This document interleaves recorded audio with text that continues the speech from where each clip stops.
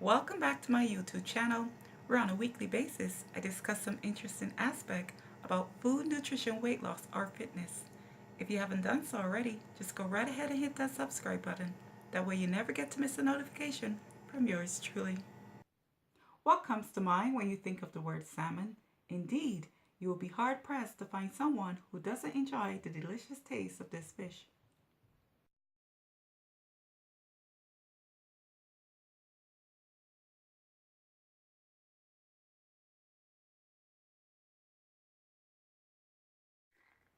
Before beginning the actual cooking process, we will need to defrost and clean the salmon.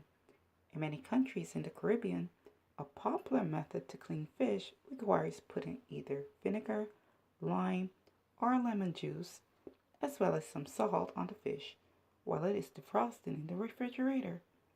This helps to reduce the raw oceanic scent of the fish and makes the fish more palatable. Once they are defrosted, the salmon steaks are thoroughly rinsed and placed in a bowl. Next, you will need to create a marinade using a tablespoon of the following three ingredients: olive oil, Mrs. Dash, as well as your favorite teriyaki marinade.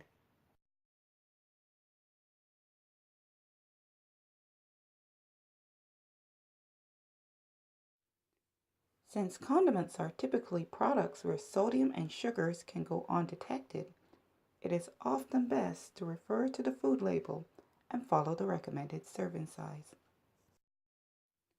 Gently combine the fish, olive oil, seasonings, and teriyaki marinade together. Next, cover the bowl and place in the refrigerator to marinate. While the fish is marinating, it is an excellent time to go right ahead and prepare our rice.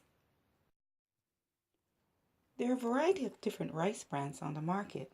However, today I'll be using Uncle Ben's whole grain rice, but you may choose any brand that you desire. Over the years of cooking, I have found this brand to be relatively error-proof as it produces a wonderful result every time. It works great for the novice or home cook like myself, as well as for the professional. This recipe requires 3/4 cup of dry whole grain rice.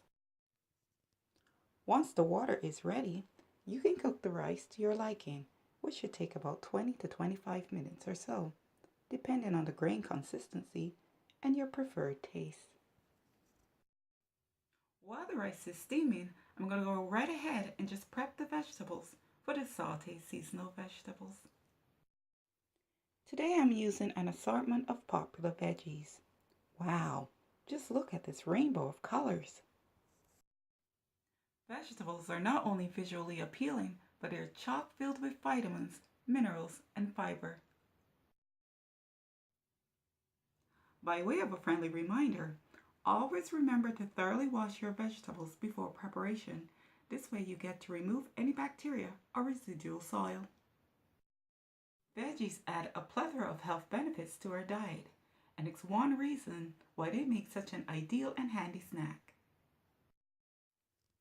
One of the many positive aspects of vegetables is its diversity. Not only do they come in many shapes and sizes, but they can be transformed into many shapes and sizes. These shapes make some veggies a rather handy and ideal snack. For my selection of vegetables today, I have chosen to highlight the humble Christophine. Christophine is a rich source of potassium, magnesium, dietary fiber, and of course, vitamin C. Now that our vegetables have been prepped, we can set them aside and check on our rice, which should be just about finished. Ah, yes, that looks good. For today's recipe, I will be using a variety of secret herbs, but only one spice in my sauteed vegetable medley. For convenience as well as due to availability, I have chosen to use dried rather than fresh herbs. Oops, did I just say that? Okay, well, I guess it's no longer a secret now it's on the internet. I will also be using garlic powder, which is not to be confused with garlic salt. Actually, there are two similar sounding items, but they differ not only in taste, but more importantly, in sodium content. To saute my vegetables, I'll be using extra virgin olive oil.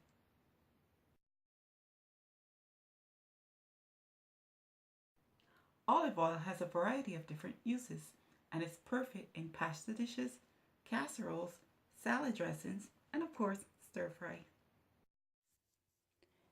Place in a large pot 2 tablespoons of olive oil and allow to heat.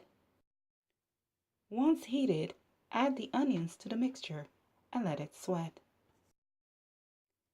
Then add the sliced carrots, Christophine, and cut string beans to the pot and thoroughly stir. Next, add 2 dashes of each of the dry herbs to the vegetables and combine. Make sure to coat the ingredients well. Next, add the mushrooms, sliced celery, and another round of dried herbs to the pot and mix well. Finally, add the orange and red bell peppers to the pot and combine thoroughly. Just remember, the vegetables should not be overdone, but have a slight crunch when you bite into them. Now to prepare the star of today's menu, the grilled teriyaki salmon. First, remove the fish from the refrigerator and set aside. Next, preheat the grill. Today we'll be using the George Foreman indoor grill and panini maker, but this recipe works just as well if you are using your outdoor grill. What I enjoy most about this piece of equipment is the ease of grilling. In addition, it produces an adequate amount of heat to effectively grill all the items, whether it's fish or chicken, veggies or burgers. I also like the cast tray, which collects the fat while the item is grilling. Thus, you have to be careful not to overcook some items, for example, fish, or undercook some items, for example, poultry. Place the fish steaks on the grill, allowing for adequate space between them.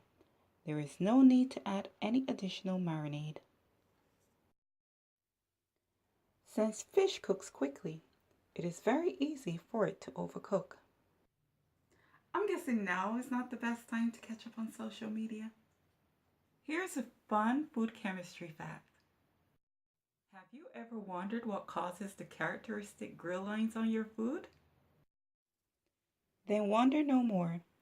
This is a result of 3 things happening simultaneously. The amino acids in the fish react with the heat from the grill, as well as the glucose in the teriyaki marinade. Responding together, a Maillard reaction is produced and prominent grill marks are formed. One easy way to take the guesswork out of losing weight is to prepare meals in advance. This can be accomplished by using a variety of affordable and practical storage containers, as well as Ziploc bags and mason jars, all of which are available on the market.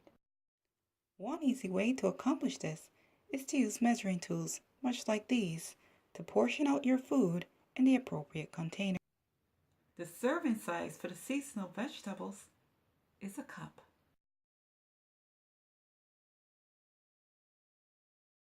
The serving size for the brown rice is a half cup.